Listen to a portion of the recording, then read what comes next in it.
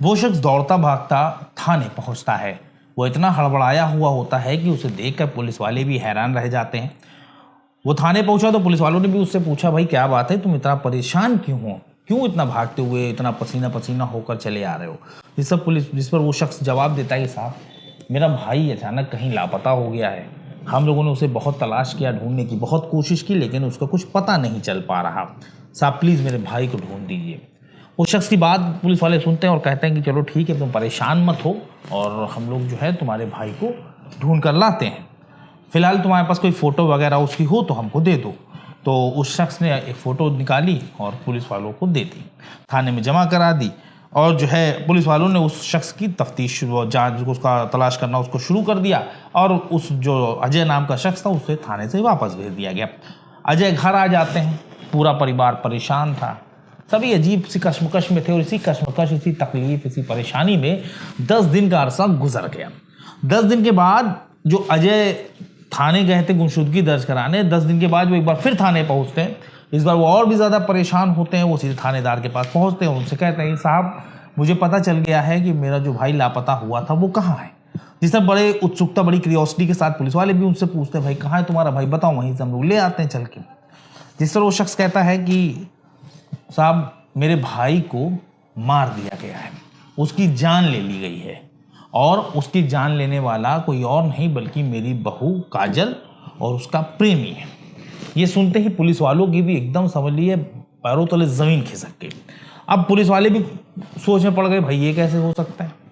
एक शख्स गायब हो जाता है 10 दिन पहले, फिर उसके बाद उसका एक भाई आता है, वो उसकी गुमशुदगी दर्ज कराता है, फिर ये कहता है कि भाई उसको मेरी बहू ने मार दिया, ये कैसे पॉसिबल है। लेकिन पुलिस ने भी सोचा कि भाई जाहिर सी बात है, अगर धुआं उठ रहा है तो जाहिर सी बात है कहीं ना कहीं आग ज़रूर लगी है। और पुलिस ने भी तफ्तीश शुरू कर दी और तफ्तीश के बाद वो जो लापता नौजवान था वो तो नहीं मिला, लेकिन पुलिस के हाथ कातिलों के गिरेबान तक जरूर पहुंच गए। और जब पुलिस ने कातिलों को बेनकाब किया तो यकीन जानिए हर किसी के पैरों तले ज़मीन खिसक गई और इस वक्त ये खबर पूरे उत्तर प्रदेश में चर्चा का विषय बनी हुई है।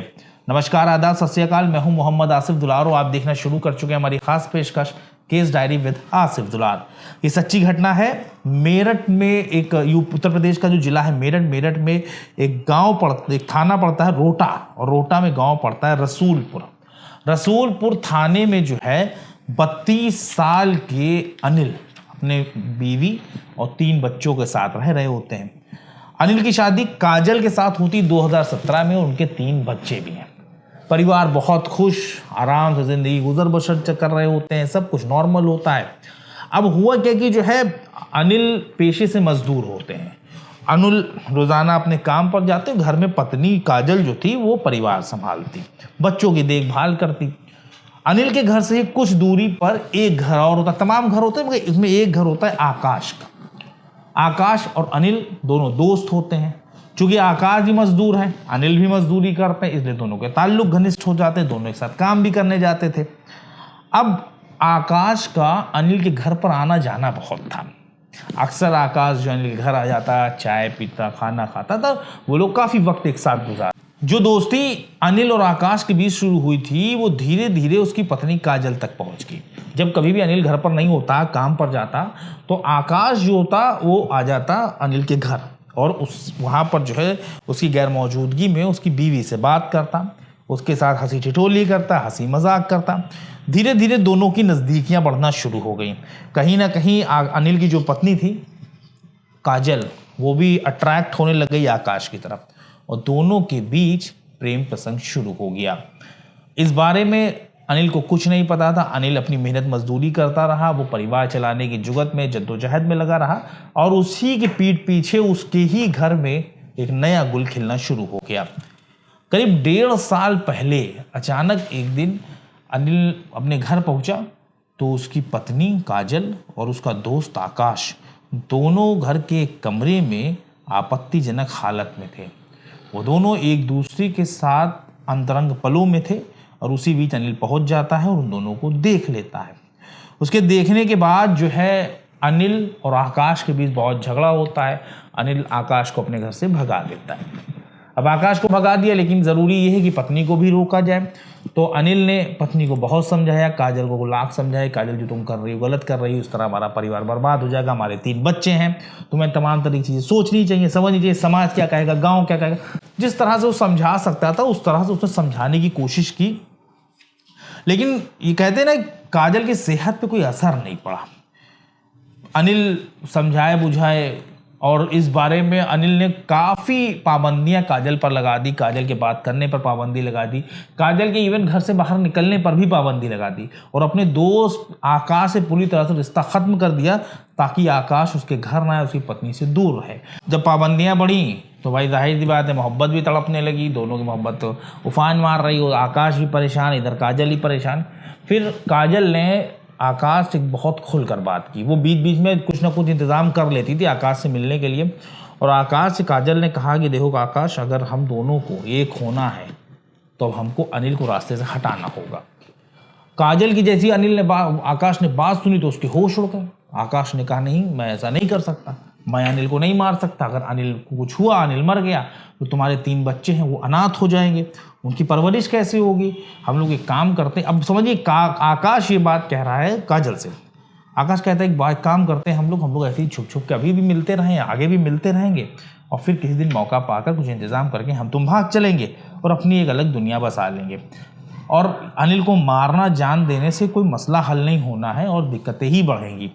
लेकिन काजल ने कहा कि अगर जब तक अनिल जिंदा रहेगा तब तक मुझे सुकून नहीं मिलेगा और वो हम दोनों को परेशान करता रहेगा, लिहाजा अब तुमको किसी भी हाल में अनिल को रास्ते से हटाना होगा।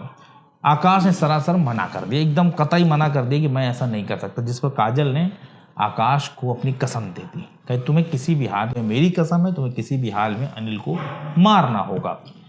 अब ये बात है 24 अक्टूबर रात करीब 8:30 बजे की। पूरा प्लान बन चुका होता है। रात के खाने में, रात करीब 8:30 बजे जब अनिल ने खाना खाया तो उसकी पत्नी काजल ने 1 नहीं 2 नहीं बल्कि 6 गोलियां, नींद की गोलियां उसके खाने में डाल दी। अनिल ने खाना खाया और करीब 1.5 से 2 घंटे के बीच अनिल पर वो गोलियां असर करने लगी और अनिल बेहोश हो गया। आधी बेहोशी थी अनिल पर। फिर जो है उसने काजल ने फ़ोन करके अपने प्रेमी आकाश को बुलाया। चूंकि अनिल और आकाश घर 2 घर के दरमियानी फासले पर था, इसलिए तुरंत आकाश आ भी गया। आकाश घर पहुंचा और उसने अनिल को गाड़ी पर बैठाया, अपनी बाइक पर।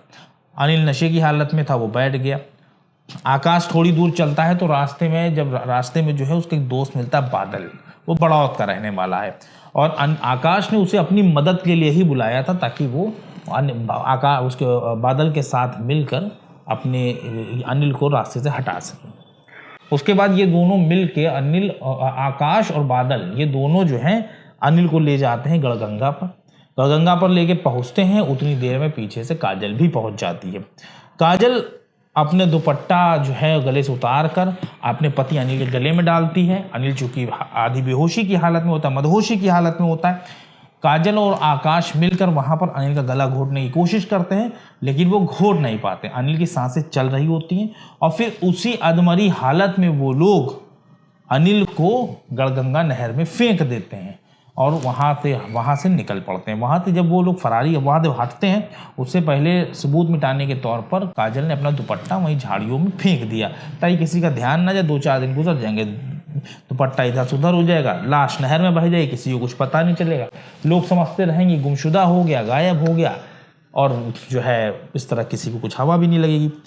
लेकिन इस मामले को 10 दिन गुजर गए और किसी को शक भी नहीं हुआ। लेकिन चूंकि आकाश और काजल लगातार एक दूसरे से मिल रहे होते हैं और इस मामले में पहले जब 1.5 साल पहले जब ये पकड़े गए थे, जब आकाश और काजल को पकड़ा गया था, तब जो है घर में एक पंचायत भी हुई थी। दोनों परिवारों को बैठाला गया था, खानदान के कई लोगों ने बैठकर पंचायत की थी और उस वक्त जो है काजल ने माफ़ी भी मांगी थी। काजल ने कहा था भी गलती दोबारा नहीं होगी।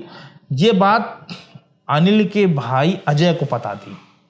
जब 10 दिनों तक अनिल का कुछ पता नहीं चला तो ये पूरी बात जाकर अनिल ने पुलिस को बताई।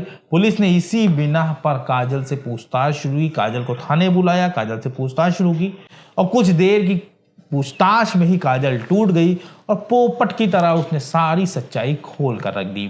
फिलहाल काजल, आकाश और उसका एक दोस्त है बादल, वो सभी सलाखों के पीछे और अपने अंजाम को भुगत रहे हैं।